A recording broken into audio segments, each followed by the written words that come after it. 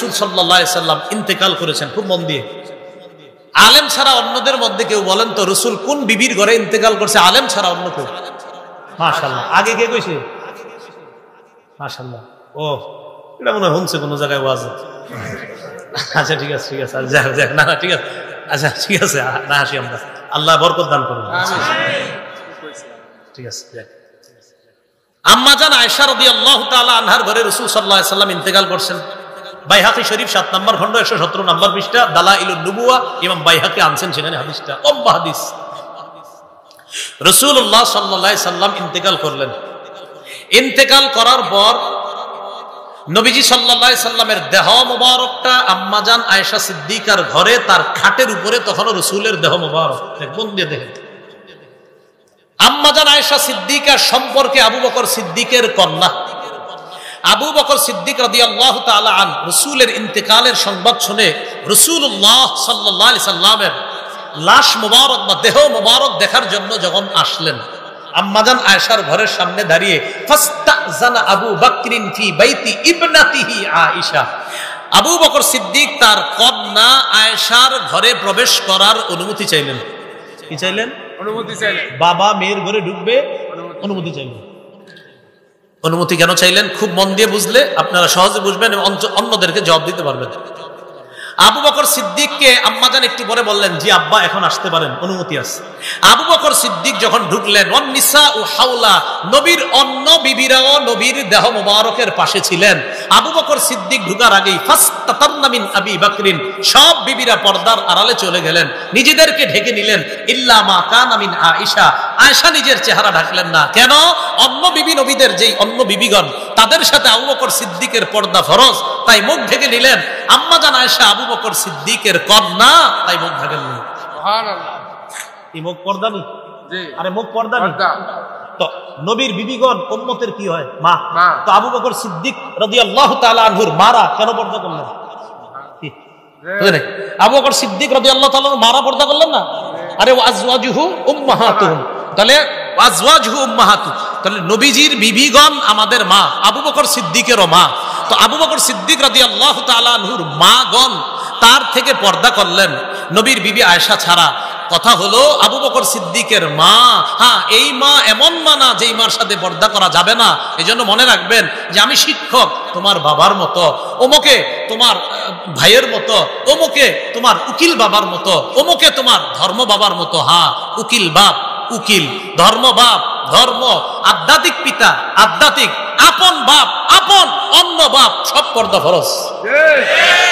নবীজি বিয়ে করছে সফিয়া রাদিয়াল্লাহু তাআলা আনহাকে, হুয়াই ইবনে আখতাবের কন্যা, ইহুদিদের লিডার।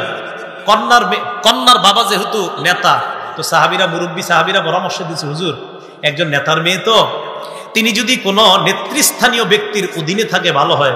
কি বলতে চাও? হুজুর আমরা বলতে চাই তাকে আপনি বিয়ে করুন।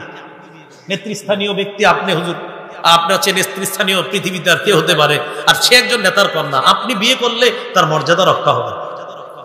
সফিয়া রাদিয়াল্লাহু তাআলা আনহাকে নবীজি বিয়ে করলেন। হযরত আনাস রাদিয়াল্লাহু তাআলা আনহুর বর্ণনা, তিনি বলেন, আকামা রাসূলুল্লাহ সাল্লাল্লাহু আলাইহি সাল্লাম বাইনা খায়বার ওয়াল মাদিনা সালাসা লায়াল, রাসূলুল্লাহ সাল্লাল্লাহু আলাইহি সাল্লাম খায়বার এবং মদিনার মাঝে 3 রাত অবস্থান করলেন। ইবনা আলাইহি বিসফিয়া, হযরতে সফিয়ার সাথে বাসর রাত উদযাপনের জন্য।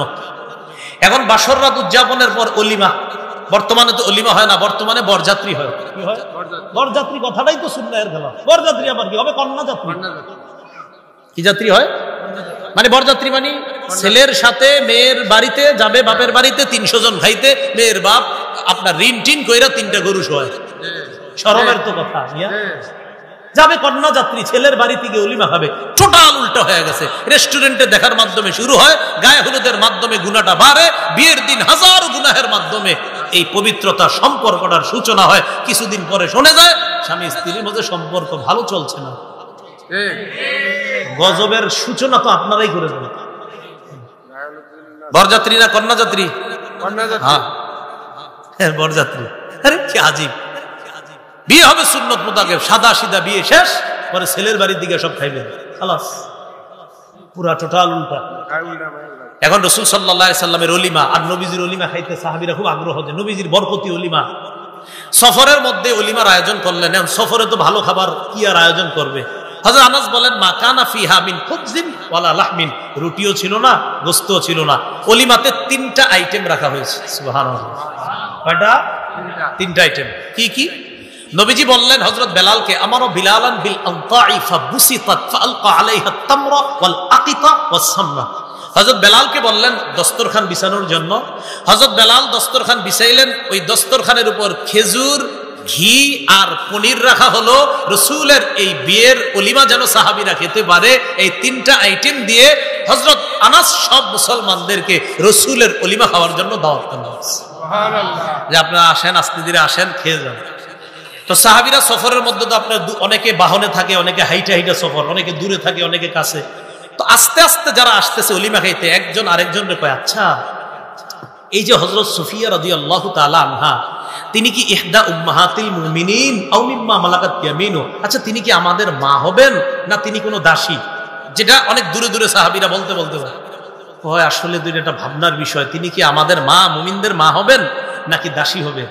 এখন সাহাবারা জবাব দেয়, শোনো, ইন হাজাবাহা, নবী যদি সফিয়াকে পর্দার আড়ালে রাখে তাহলে বুঝবো ফাহিয়া মিন ইহদা উম্মাহাতিল মুমিনিন, তিনিও অন্যান্য মাদের মতো আমাদের মুমিনদের একজন মা, নবীজির একজন সম্মানিতা বিবি। কোথায় রাখলে? পর্দায়। কোথায় রাখলে? পর্দায়।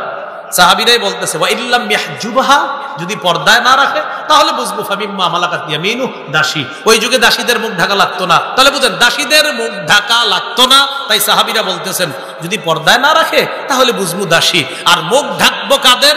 সম্মানিতা বিবিদের। যদি নবীজি তাকে পর্দার আড়ালে রাখে তাহলে বুঝবো মুমিনদের, আমাদের নতুন মা, নবীজির সম্মানিতা বিবি তিনি। এখান থেকে আপনারা কি বুঝতেছেন? নবীজি তার বিবিরে পর্দার ভিতরে শুধু শরীরটা রাখবে আর চেহারাটা খোলা।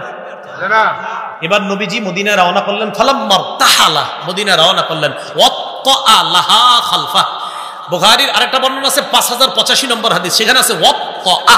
আরেকটা বর্ণনা আছে ওয়াত্তা, এখানে একটা আছে আপনার বিল হামজা আর একটা বিলা হামজা। যেখানে বিল হামজা সেখানে ওয়াত্তা, আরেক জায়গায় ওয়াত্তা, দুইটা বর্ণনা। তো এখানে আপনার 4213 নম্বরে আছে ওয়াত্তা লাহা, আর 5085-তে আছে ওয়াত্তা লাহা খালফা। নবীজি সফিয়াকে তার বাহনের পিছনে বসাইলেন।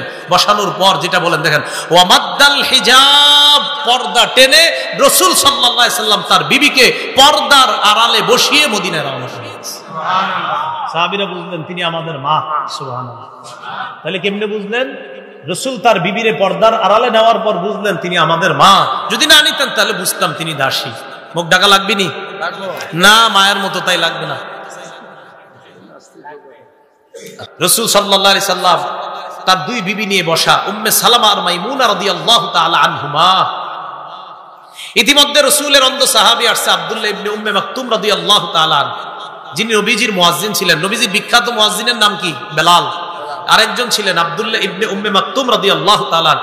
এই আব্দুল্লাহ ইবনে উম্মে মাকতুম ওই সাহাবী, নবী যখন উহুদের যুদ্ধে গিয়েছিলেন আব্দুল্লাহ ইবনে উম্মে মাকতুমকে মসজিদে নববীর ইমাম বানায়া গেছেন। এই অন্ধ সাহাবী আসছে। আসার পর নবীর দুই বিবি বসা। নবীজি কয় কি ব্যাপার, পর্দা করো? হুজুর উনি তো অন্ধ। নবীজি কয় আফা আমিয়া ওয়ানে আনতুমা, তোমরা দুইজন অন্ধ? আফা আমিয়া ওয়ানে আনতুমা, তোমরা দুইজন অন্ধ? আলাস্তুমা তুবসিরানিহি, তোমরা দুইজন কি দেখো না? তাহলে অন্ধ সাহাবী তো নারীদেরকে দেখছে না। নবী কয় তোমরা দেখছো না? এতে বোঝা যায় নারীরাও নজর নিচে রাখছে। জি। এরপরে আল্লাহ বলেন ওয়াহফাজনা ফুরুজাহুন্না, তারা যেন তাদের লজ্জাস্থান হেফাজত করে। ওয়ালা ইউবদিনা জিনাতাহুন্না, তারা যেন তাদের সৌন্দর্য প্রদর্শন না করে। ইল্লা মা যাহারা মিনহা, অটোমেটিক যা প্রদর্শন হয়ে যায় সেটা ভিন্ন কথা। এটার ব্যাখ্যা আবার ভুল বুঝতে হবে না। আব্দুল্লাহ ইবনে মাসউদ রাদিয়াল্লাহু তাআলা ইল্লা মা যাহারা মিনহার ব্যাখ্যা করেছেন, নারীরা আলাদা পর্দা করার পর পর্দার নিচে যেই কাপড়টা থাকবে এটা যদি অজান্তে বের হয়ে যায় তাহলে সমস্যা নেই, এটা বলছেন উনি। আর আরেকদল মুফাসসিরিনে কেরাম বলছেন ইল্লা মা যাহারা, এমনিতেই যদি বের হয়। কথার কথা একটা মা বোন পর্দা করা, বাতাসে হঠাৎ কোনো কারণে তার শরীরের কোনো অঙ্গ অজান্তে প্রকাশ পেয়ে গেল আর সাথে সাথে পর্দা করলো, এটাতে সমস্যা হবে না, এটা উদ্দেশ্য। অনেকে এটা তারা ডাইরেক্ট বলতে চায়, না চেহারা খোলা রাখা যাবে। চেহারা খোলা রাখলে ছেলে বিয়ে করাইতে গেলে আমার মায়ার চেহারা দেখেন কেন? আর হ্যাঁ, চা স্টলের কোনায় দেখাই দিবেন, এই মায়াটা পছন্দ হইলে কও বিয়ে করাই দিস, আলাদা বাড়িতে যান কেন? কি ঠিক? হাদিস আসতেছে, এটাই যে সঠিক এটাও আসবে। আর মুসনাদে আহমদের হাদিস আসবে 5 নম্বর খন্ড 424 নম্বর পৃষ্ঠা। অপেক্ষা থাকেন, শেষে বলতেছি। রাসূলুল্লাহ সাল্লাল্লাহু আলাইহি ওয়াসাল্লামের বিবিদেরকেও বললেন নজর নিচে রাখতে। আবার আল্লাহ পাক রব্বুল আলামিন বললেন যা প্রকাশ পায় তা ছাড়া অন্য কোনো সৌন্দর্য প্রকাশ না করা। ইবনে মাসউদ কয় এটার দ্বারা উদ্দেশ্য পর্দার নিচে যে আরেকটা কাপড় থাকে এটা যদি অজান্তে প্রকাশ পায় সমস্যা নাই।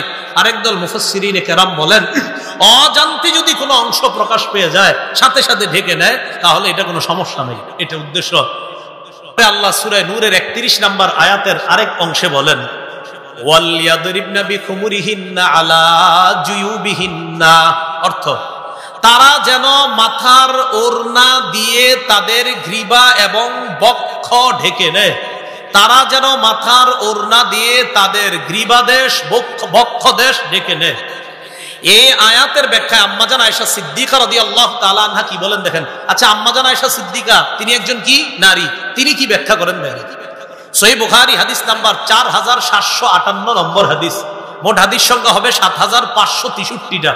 এই হাদিসের মধ্যে আম্মাজান আয়েশা সিদ্দিকা রাদিয়াল্লাহু তাআলা আনহা বলেন ইয়ারহামুল্লাহু নিসাআল মুহাজিরাতিল উওয়াল লাম্মা আনজালাল্লাহ ওয়ালিয়াদরিবনা বিখুমুরিহিন্না আলা জুয়ুবিহিন্না শাক্কাকনা মুরুতাহুন্না ফাখতামারনা বিহা।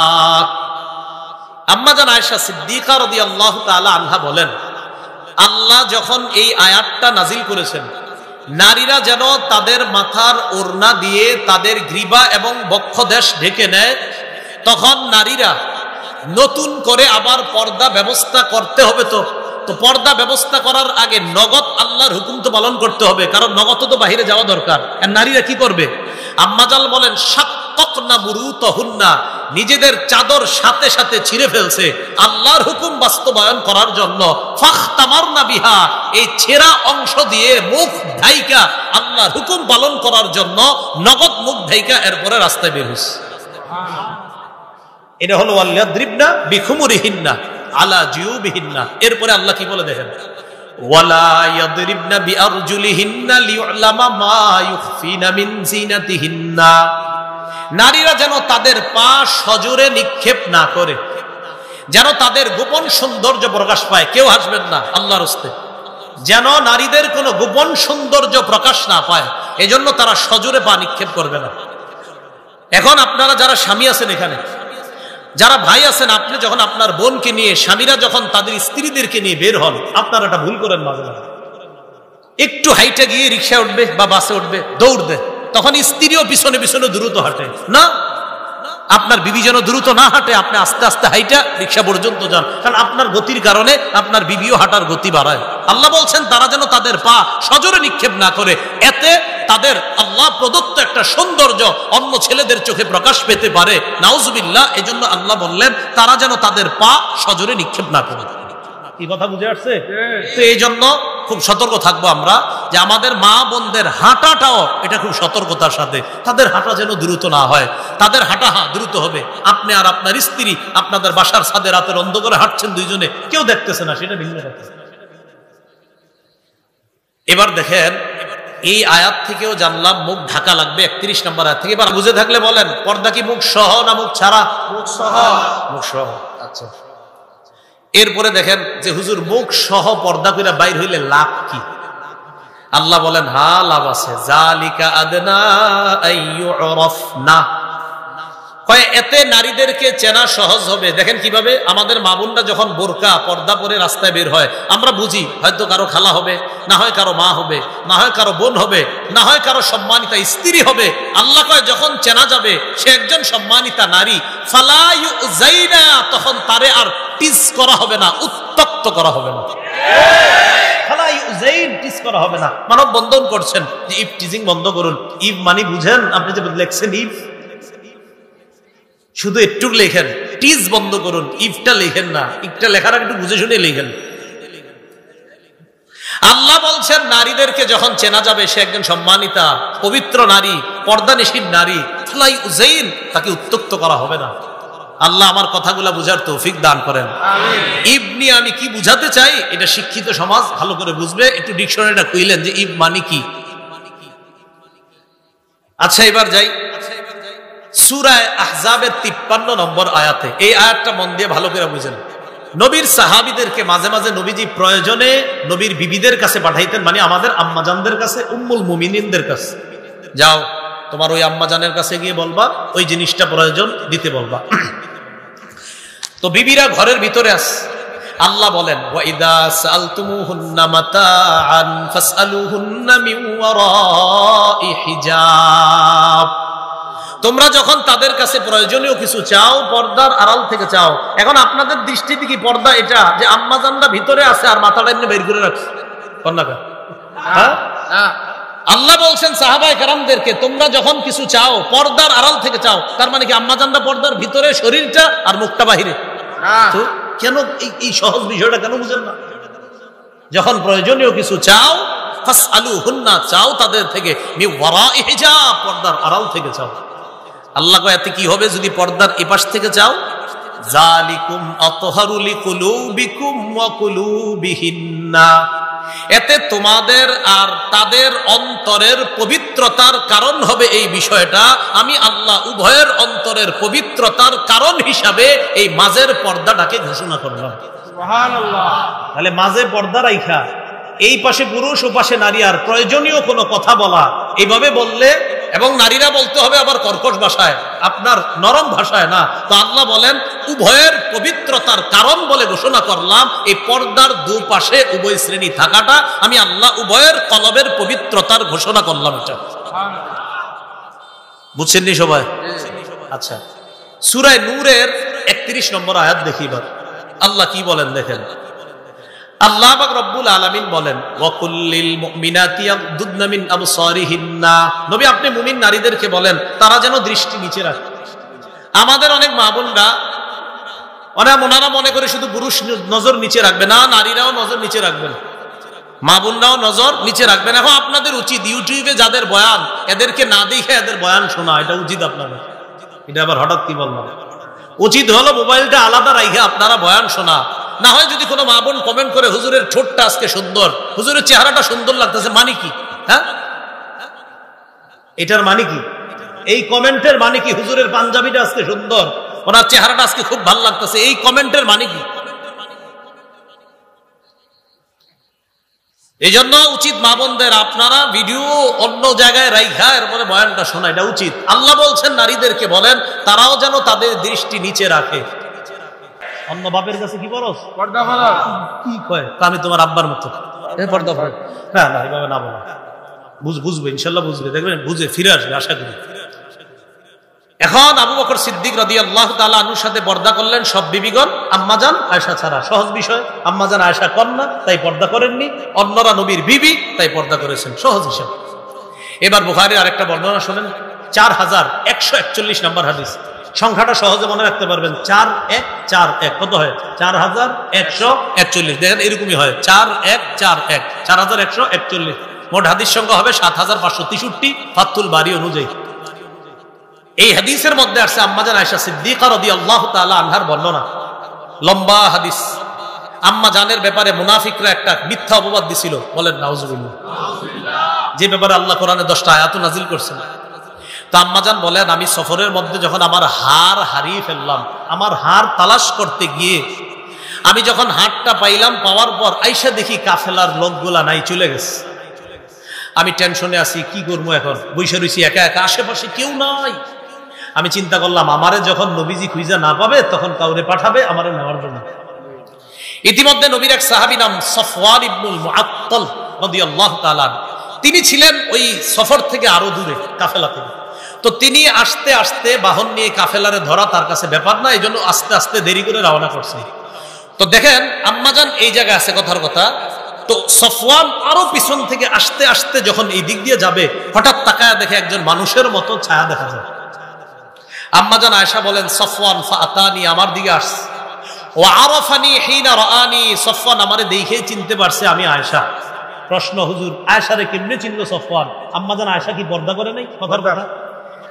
আম্মাজানও জানে যে কিছু মানুষ যে প্রশ্ন উঠাইবেন আপনারা, এটা আম্মাজান জানতেন, তাই সাথে সাথে জবাবও দিছে, শোনো ওয়াকাদ কানা ইয়ারানি ক্বাবলা আইয়ুদরাবা আলাইয়াল হিজাব। সফওয়ান আমারে দেখছিল পর্দার বিধান নাজিলের আগে, তাই ওই সময় আমারে চিনতো আমি যে আয়েশা। আজকে দেখা চিনছে কেমনে তোমরা মনে করো না যে পর্দার বিধান নাজিলের পরে সফওয়ান আমারে দেখছে, এমন না। পর্দার বিধান নাজিলের আগে দেখে আমারে চিনতো আমি যে আয়েশা, তাই আজকে দেখেই চিনতে পারছে আমি আয়েশা। আর আমি আয়েশা কি করছি জানো? যেই মাত্র সফওয়ান পড়ছে ইন্না লিল্লাহি ওয়া ইন্না ইলাইহি রাজিউন, আমি জাগ্রত হয়ে যখন সফওয়ানকে দেখলাম, খুব দেখেন কি কয় আম্মাজান, খাম্মারতু, এটা সবাই শিখেন না, বলেন খাম্মারতু ওয়াজহি বিল জিলবাব, বলেন খাম্মারতু ওয়াজহি বিল জিলবাব, বলেন আমার সাথে, আমি আমার চেহারা চাদর দ্বারা, ওড়না দ্বারা, পর্দা দ্বারা সাথে সাথে ঢেকে ফেললাম। চেহারা ডাকছে কেন? আম্মাজান আয়েশা না মা? চেহারা ডাকছে কেন? হ্যাঁ, তাহলে কি বোঝা যায়? চেহারা সহ পর্দা না ছাড়া? চেহারা সহ। খাম্মারতু ওয়াজহি বিল জিলবাব, মনে রাখবেন খালি, খাম্মারতু ওয়াজহি বিল জিলবাব, আমি সাথে সাথে আমার চেহারা পর্দা দ্বারা ঢেকে ফেললাম, কারণ চেহারাও পর্দার। আর চেহারা পর্দা না করলে তো পর্দাটা করবে কি, সেটা বলুন। আচ্ছা, এবার আরেকটা হাদিস শুনেন, মুসনাদে আহমদ 1784 নম্বর হাদিস। আব্বাস রাদিয়াল্লাহু তাআলা আনহুর বর্ণনা, তিনি বলেন, দাখালতু আলা রাসূলিল্লাহি সাল্লাল্লাহু আলাইহি ওয়াসাল্লাম ওয়া ইনদাহু নিসাউহু ফাস্তাতারনা মিন্নি ইল্লা মাইমুনা। আব্বাস রাদিয়াল্লাহু তাআলা আনহু বলেন, আমি আল্লাহর রাসূলের কাছে গেলাম, আমার ভাতিজা মুহাম্মদ সাল্লাল্লাহু আলাইহি সাল্লামের কাছে গেলাম। যাওয়ার পর তখন আমার ভাতিজার সামনে তার সব বিবিরা ছিল। যেই মাত্র আমি গেলাম, যাওয়ার পর ফাস্তাতারনা মিন্নি, সবাই আমার থেকে পর্দা করলো, ইল্লা মাইমুনা, তার বিবি মাইমুনা পর্দা করে নাই। কেন? মাইমুনা আমার দুধ সম্পর্ক হয়, এই জন্য আমার সাথে পর্দা করে। সহজ বিষয়, আমার সাথে মাইমুনার পর্দা লাগে নাই, তাই করে নাই। অন্যদের পর্দা ফরজ ছিল, সবাই পর্দা করছে। আচ্ছা, এবার আসেন আবু দাউদ শরীফের 2057 নম্বর হাদিস। আম্মাজান আয়েশা সিদ্দিকা কি বলে, মজার হাদিস, দেখেন কি বলে। দাখালা আলাইয়া আফলাহ ইবনু আবিল কুআইস, আমার কাছে আফলাহ নামে এক ব্যক্তি আসছে। আম্মাজান আয়েশা বলেন, আমার ঘরে অপরিচিত একজন মানুষ ঢুকার সাথে সাথে ফাস্তাতারতু মিনহু, আমি সাথে সাথে পর্দার আড়ালে চলে গেলাম, নিজেরে পর্দার ভিতর নিলাম। পর্দার উপাস থেকে ওই আফলাহ বলে, আতাস্তাতিরিনা মিন্নি ওয়া আনা আম্মুক, আয়েশা তুমি আমার থেকে পর্দা করছো কেন? আমি তো তোমার চাচা, আমি তোমার চাচা, তুমি আমার সাথে পর্দা করো কেন? আম্মাজান আয়েশা ভিতর থেকে বললেন, মিন আইনা, আপনি আবার কেমনে চাচা হন আমার? আমি তো কোনোদিন দেখিনি আপনারে। বুঝলেন? আফলাহ জবাব দিলেন, আরদাআতকি ইমরাআতু আখি, আমার ভাইয়ের বিবি তোমাকে দুধ পান করিয়েছে, সেই হিসাবে আমার ভাবি তোমার দুধ মা, আমার ভাই তোমার দুধ বাবা, আমি তোমার দুধ চাচা। আল্লাহ জানে, বুঝছেন?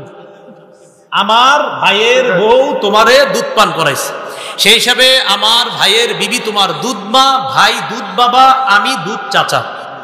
আম্মাজান আয়েশা একটা জবাব দিয়েছে, তিনি তখনও মাসালাটা জানতেন না, এই জন্য জবাব দিয়েছে কি, আমারে দুধ খাওয়াইছে মহিলা, পুরুষ তো না। আম্মাজান এটা বললেন। ফাদাখালা আলাইয়া রাসূলুল্লাহ সাল্লাল্লাহু আলাইহি সাল্লাম, ইতিমধ্যে রাসূল সাল্লাল্লাহু আলাইহি সাল্লাম ঘরে আসছে। আসার পরে ফাহাদ্দাসতুহু, আমি নবীজির পুরো বিষয়টা বললাম, হুজুর এক লোক আয়েশা কয় নাকি আমার চাচা, আমি পর্দা করব না সাথে। তখন নবীজি বলে, আয়েশা ইন্নাহু আম্মুকি, হ্যাঁ আসলে তোমার চাচা, ফাল্লালিজ আলাইকি, সে তোমার দুধ চাচা হয়, এটা কোনো সমস্যা না আয়েশা, আসলে সে তোমার চাচা। তো আম্মাজান বলছেন, ও আচ্ছা, মা ইয়াহরুমু মিনান নাসাব ইয়াহরুমু মিনার রিদা মা ইয়াহরুমু মিনান নাসাব, আপনার বংশীয় কারণে যাদের সাথে আপনার পর্দা করা লাগে না, দুধের সম্পর্কের কারণেও তাদের সাথে পর্দা করা লাগে না। তো নবীজি বললেন, হ্যাঁ আয়েশা, সে তোমার চাচা। এই হাদিস বলা পুরোটা উদ্দেশ্য না, আমার উদ্দেশ্য শুধু এটা, অপরিচিত লোকটা দেখা আম্মাজান পর্দার আড়ালে কেন গেলেন? ফরজ নি তো আম্মাজান পর্দার আড়ালে গিয়ে মুখটা বাইরে রাখছে নাকি পুরা শরীর ভিতরে? হ্যাঁ, পর্দা কি মুখ সাহা না মুখ সহ? আল্লাহ জানে, বুঝছে কিনা। আলেম ছাড়া অন্যরা বুঝছেন নি, আল্লাহ বুঝার তৌফিক দান করেন। এবার মুসনাদে আহমদের একটা হাদিস শুনি আমরা, 5 নম্বর খণ্ড 424 নম্বর পৃষ্ঠা। রাসূলুল্লাহ সাল্লাল্লাহু আলাইহি সাল্লাম বলেন, তোমরা যখন কোন নারীকে বিয়ের প্রস্তাব দাও, ওই যে সেই কথাটা, ইদা খাতাবা আহাদুকুম ইমরাআতান ফালা জুনাহা আলাইহি আইয়ানজুরা ইলাইহা, তোমাদের কেউ যখন কোনো মেয়েকে বিয়ের প্রস্তাব দেয়, ওই ছেলের জন্য এই মেয়েটাকে দেখা কোনো গুনাহ না। আবার বলছি, তোমাদের কেউ যখন কোনো মেয়েকে বিয়ের প্রস্তাব দেয়, তখন এই মেয়েটাকে দেখা ছেলেটার জন্য গুনাহ না। আবার বলছি, বিয়ের প্রস্তাব দিলে দেখা গুনাহ না, তাহলে বিয়ের প্রস্তাব ছাড়া দেখা প্রস্তাব দিছো বলেই তো মেয়ের মা বাবা ফোন দিবে যে আপনারা আসতে পারেন, যে দেখতে পারেন। তো রাসূল বলছেন প্রস্তাবকৃতা মেয়েটাকে শুধু দেখতে পারবা সময়ের জন্য, ক্ষণিকের জন্য, তাকে দেখা তোমার জন্য বৈধ করা হয়েছে। এর মানে প্রস্তাব দিয়েছো বলে, তার বাবা ফোন দিয়েছে বলে তুমি তাকে দেখতে গিয়েছো, তাই তোমার দেখা সেদিন গুনাহ হবে না, সেটা বৈধ। তো বলেন প্রস্তাব ছাড়া এমনি এখানে সেখানে চিপায় চুপায় দেখা আল্লাহ বুঝার খারাপ ভাবে নিয়ে না, মানে রাস্তায় গলিতে গলিতে গলিতে আর কি, এটা বুঝাইছি আমি। না নাউজুবিল্লাহ, আচ্ছা ঠিক আছে, চিপা চুপা শব্দটা সুন্দর হয় নাই, ঠিক আছে, গলিতে গলিতে, হ্যাঁ না ঠিক আছে। এখন আরেকটা হাদিস শুনি আমরা, সহিহ বুখারীর বর্ণনা 4328 নম্বর হাদিস। এই হাদিসটাও মন দিয়ে শুনবেন। হাদিসের সামান্য অংশে আমাদের মূল দলিল আসবে, কিন্তু হাদিসটা বড় চমৎকার, মন দিয়ে শুনবেন। আমার নবীর সব কথাই চমৎকার। এই হাদিসের মধ্যে আসছে আবু মুসা রাদিয়াল্লাহু তাআলা আনহুর বর্ণনা। তিনি বলেন কুনতু ইনদা নবী সাল্লাল্লাহু আলাইহি সাল্লাম বিল জিআরানা, একটা স্থান আছে জায়গার নাম জিআরানা, এই জায়গায় ছিলাম নবীর সাথে। ওয়া মাহু বেলাল, নবীজির সাথে হযরত বেলালও ছিলেন। তো রাসূলুল্লাহ সাল্লাল্লাহু আলাইহি সাল্লামের কাছে এক গ্রাম্য ব্যক্তি আসছে। আতান নবী সাল্লাল্লাহু আলাইহি সাল্লাম আরাবিয়ুন, এক গ্রাম্য ব্যক্তি আসছে। আসার পর নবীজি সাল্লাল্লাহু আলাইহি ওয়াসাল্লামকে বললেন আলা তুনজিজুলি মা ওয়া'আদতানি, হুজুর আপনি আমারে যে ওয়াদা করেছেন সেটা কি পুরা করবেন না? নবীজি বললেন আবশির, সুসংবাদ গ্রহণ করো। তো গ্রাম্য ব্যক্তি কয় কদ আকসারতা আলাইয়া মিন আবশির, আপনি খালি সুসংবাদ গ্রহণ করো খুব বেশি বলছেন, সুসংবাদটা কি এটা তো কর না। খালি কয় সুসংবাদ গ্রহণ করো, কিন্তু সুসংবাদটা কি এটা তো বলেন না। তো রাসূল সাল্লাল্লাহু আলাইহি সাল্লাম একটু রাগ হয়ে গেছেন তার এই কথা শুনে। ফাআকবালা আলা আবি মুসা ওয়া বিলালিন কাহাইআতিল গদবান, নবী একটু রাগান্বিত হয়ে হযরত আবু মুসা আর বেলালের দিকে মুখ করে বললেন, এই শোনো বেলাল আর আবু মুসা, রদ্দাল বুশরা, ওরে সুসংবাদ দিয়েছিলাম, ও প্রত্যাখ্যান করছে। ফাকবালা, তোমরা দুইজন গ্রহণ করো। ওরে দিছি, ও নেয় নাই, তোমরা দুইজন নাও। সাহাবী দুইজন খুশিতে কয় কি দিবেন সেটা জানা দরকার নাই, কবিল না, গ্রহণ করে নিলাম। ফাদআ বিকাদাহিন, একটা পানির পাত্র আনলেন। আনার পর ফাগসালা ইয়াদাইহি ওয়া ওয়াজহা, নবীজি সাল্লাল্লাহু আলাইহি সাল্লাম হাত মুবারক, চেহারা মুবারক ধৌত করলেন। ওয়া মাজ্জা, কুলি করলেন। কুলি করার পর আবু মুসা আর বেলালকে বললেন ইশরাবা, আমি যে পানি থেকে কুলি করলাম, পানি দিয়ে হাত ধুইলাম, মুখ ধুইলাম, অতিরিক্ত পানি আছে না বেলাল আর আবু মুসা? জি হুজুর আছে। ইশরাবা, তোমরা দুইজনেই পানি পান করো। সুবহানাল্লাহ। আমরা পর্দার বিধানের কথা বলতেছি না, ওই পর্দার কথা। মন দিয়ে না শুনলে কিন্তু বুঝবেন না, হ্যাঁ মন দিয়ে শুনবেন। আবু মুসা আর বেলালকে বললেন পানি খাও। ফাআফরিগা আলা বুজুহিকুমা ওয়া নুহুরিকুমা, এরপর চেহারা আর বুকের মধ্যে পানি ছিটিয়ে দিবেন। সুবহানাল্লাহ। স্বপ্নেও যদি এরকম নবীজি ছিটিয়ে দিত আমারে আপনারে, হয়ে যেত। এখন দেখেন আবু মুসা আর বেলাল তাই করলেন যা নবী বললেন। ফানাদাতহু উম্মু সালমা মিন ওয়ারাইস সিত, পর্দার আড়াল থেকে হঠাৎ উম্মে সালমা রাদিয়াল্লাহু তাআলা আনহা ডাক দিছে। কোত্থেকে? বলেন কোত্থেকে? ডাক দিয়ে কয় বেলাল, আবু মুসা, আবজিলা লি উম্মিকুমা, নবীর বরকতটা তোমরা দুইজনই শুধু খাও না, তোমাদের এই মায়ের জন্য রেখে দিও। সুবহানাল্লাহ। এটা বলা আমার পুরোটা উদ্দেশ্য না। আমার উদ্দেশ্য হলো সন্তানের মতো দুই সাহাবীকে নবীর বিবি মায়ের মতো আম্মাজান উম্মে সালমা ডাক দিছে পর্দার বাহির থেকে না আড়াল থেকে? চেহারা পর্দা করা লাগবে নি? লাগবে। আর কি বুঝলাম।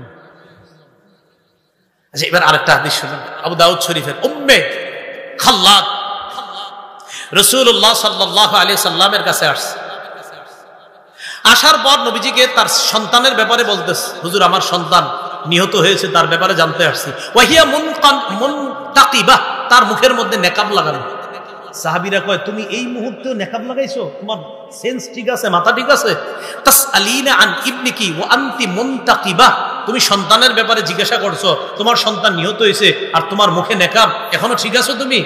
নারী কি জবাব দেয় দেখেন, কয় সন্তানের উপর বিপদ এসেছে, সন্তান নিহত হয়েছে, আমার লজ্জা, আমার হায়া, আমার অশ্লীলতা এই পরিমাণ হয় নাই, আমি এত পরিমাণ বেহা হই নাই, আমি এত পরিমাণ নির্লজ্জ হই নাই যে আমার সেন্স ঠিক থাকবে না, আমার মুখে নেকাব থাকবে না। বিপদ আসছে সন্তানের উপর, আমার হায়ার উপরে তো কোনো বিপদ আসে নাই। বিপদ সন্তানের উপর আসছে, আমার লজ্জা, আমার হায়ার উপরে তো কোনো বিপদ আসে নাই, আমি চেহারা খুলবো কেন? আর আমাদের এই যুগে সন্তান মারা গেলে আজরাইল আমার ছেলেটারে দেখছে আর কাউরে দেখা যায়, নাউজুবিল্লাহ, হারাম, এটা স্পষ্ট হারাম। আল্লাহ কথাগুলো বোঝার তৌফিক দান করেন। শেষ কথা বলেন, চেহারা ঢাকা লাগবে কিনা? পুরুষ নারীর চেহারার দিকে তাকাইলে আকর্ষণ হতে পারে কিনা? এটা কি কোরআন সুন্নাহ শুধু বলছে না বিজ্ঞানও বলে? আল্লাহ আমাদের সকলকে আজকে যে কথাগুলো বললাম শুনলাম, চেহারা পর্দার অন্তর্ভুক্ত। ও আরেকটা কথা আপনাদেরকে বলি, আপনাদের যাদের বিবি আছে, কন্যা আছে, এখনো যারা চেহারা ঢাকে না, তাদেরকে বলবেন চেহারা ঢাকার চেষ্টা করো, কিন্তু স্বীকার করো যে চেহারা ঢাকতে হবে। এটা বলবা না ঢাকলে কি হবে, এরকম না বলা, স্বীকার করান, হ্যাঁ ঢাকা উচিত, আমি এখনো ঢাকতে পারতেছি না, ইনশাল্লাহ ঢাকবো, এই স্বীকার করান। কিন্তু এরকম না বলা, আমি ঢাকবো না, আমার মন চাইছে না। ঢাকতে হবে, পর্দা ফরজ বিধান, মুখ ঢাকা এটা ফরজ বিধান। আল্লাহ আমাদেরকে বুঝার তৌফিক দান করেন।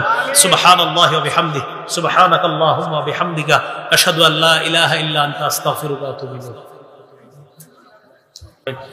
ربنا ظلمنا أنفسنا وإن لم تغفر لنا وترحمنا لنكونن من الخاسرين رب ارحمهما كما ربياني صغيرا رب ارحمهما كما ربياني صغيرا। আল্লাহ আমাদেরকে মাফ করে দেন। আল্লাহ ইসলামের প্রতিটা ফরজ বিধান বুঝার তৌফিক দান করেন। আল্লাহ শরঈ বিধানগুলো বুঝার তৌফিক দান করেন। আল্লাহ অন্তত যেন মা বোনরা ইসলামের বিধানগুলো স্বীকার করে নেয়, তৌফিক দান করেন। আল্লাহ যারা এখনো পালন করতে পারছে না তাদেরকে পালন করার তৌফিক দান করেন। আল্লাহ আমার মাদেরকে, আমার বোনদেরকে, আল্লাহ তাদেরকে এই পর্দার বিষয়টা স্বীকার যেন অন্তত করে নেয়, তৌফিক দান করেন। আর আস্তে আস্তে যেন তারা চেহারাটা আজকে থেকেই ঢেকে নিতে পারে, তৌফিক দান করেন। প্রয়োজনে তারা যখন ঘরের বাহিরে যায় মাওলা, চেহারা যে পর্দার অন্তর্ভুক্ত মাওলা, এই বিষয়টা বুঝার তৌফিক দান করেন। আল্লাহ যেইভাবে বুঝাইলে মা বোনরা বুঝতো, স্বামীরা বুঝতো, বাবারা বুঝতো, আমি ওইভাবে বুঝাইতে পারি না। আমি অনেক চেষ্টা করছি আল্লাহ, বাকি আমি যতটুকু চেষ্টা করছি মাওলা আপনি পরিপূর্ণতা দিয়ে দিলেই হয়ে যায়। আল্লাহ মেহেরবানি করে সকলকে আপনি পরিপূর্ণ বুঝার তৌফিক দান করেন। আল্লাহ একটা কথাও হিংসা থেকে বলি নাই, আল্লাহ একটা কথাও খারাপ নিয়তে বলি নাই মাওলা। আল্লাহ সবাই যেন জাহান্নাম থেকে বেঁচে জান্নাতি হয়ে যায় মাওলা, এই নিয়তেই কোরআন সুন্নাহর কথাগুলো বলেছি মাওলা। আমি যদি কোনো অ্যাটাকিং কথা বলে থাকি আল্লাহ আমি ক্ষমা চেয়ে নিচ্ছি মাওলা। কাউকে কষ্ট দেওয়া একটা কথাও নিয়ত ছিল না আল্লাহ। মেহেরবানি করে সবগুলা কথা যেন আমরা গ্রহণ করতে পারি, তৌফিক দান করেন। আল্লাহ আমাদেরকে আপনি কবুল করেন। আল্লাহ আমাদেরকে আপনি কবুল করেন। তারতিরুল কোরআন মাদ্রাসাকে আপনি কবুল করেন।